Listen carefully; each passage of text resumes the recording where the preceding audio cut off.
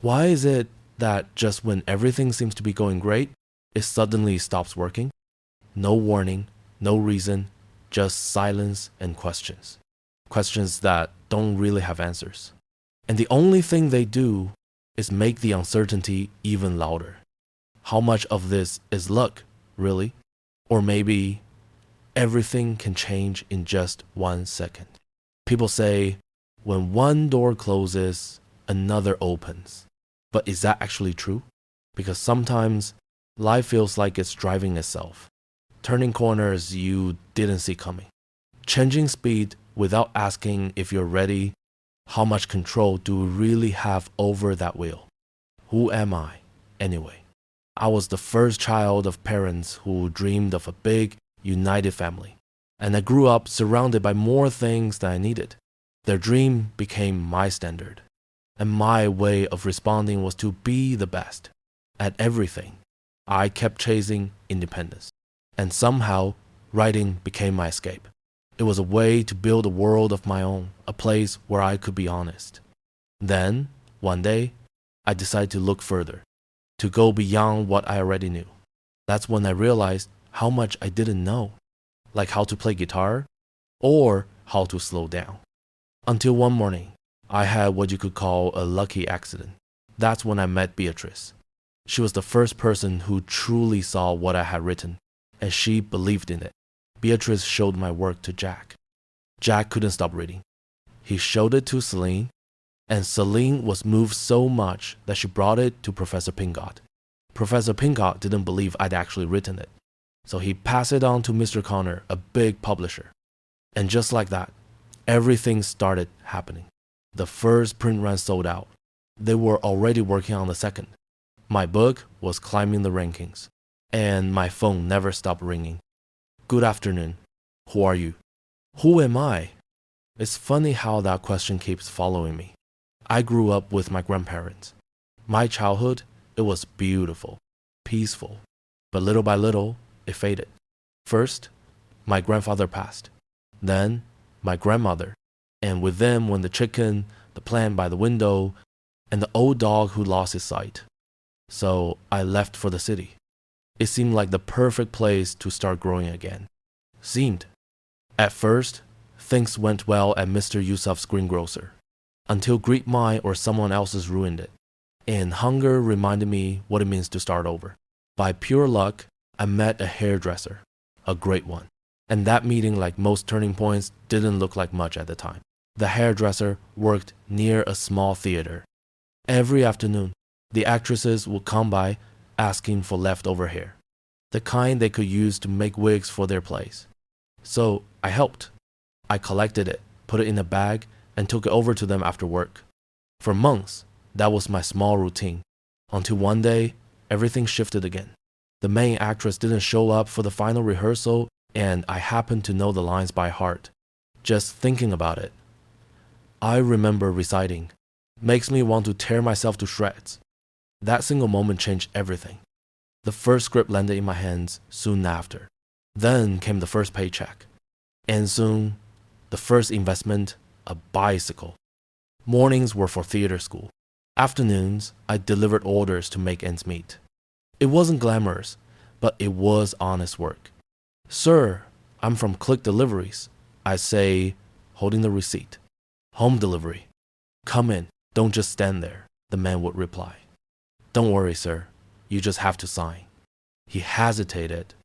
"I'm not used to signing while standing. What's in the box anyway?" I couldn't say. I smiled. "You can tell you've never received one before." He looked amused. "So many books. Are you a writer?" "I've written something here and there." "Are you famous?" "What's fame to you?" he asked. I thought for a second. Maybe it's like the reverse of being forgotten? He chuckled. "I once heard someone say that fame is like a spot on the tip of your nose. Everyone sees it, except you." And then he got quiet. "I guess you realize you care about it when you stop seeing your name in the papers. When people stop recognizing you on the street." He offered me coffee. "I'll make some. Want one?" "I'm not sure that would be appropriate." "It'll just be 5 inappropriate minutes," he said with a grin. So I agreed. We talked about acting, about work, about how sometimes life gives you a role you never auditioned for. I'm half delivery girl, half actress, I said. And in 2 weeks, we're premiering a play, my first leading role.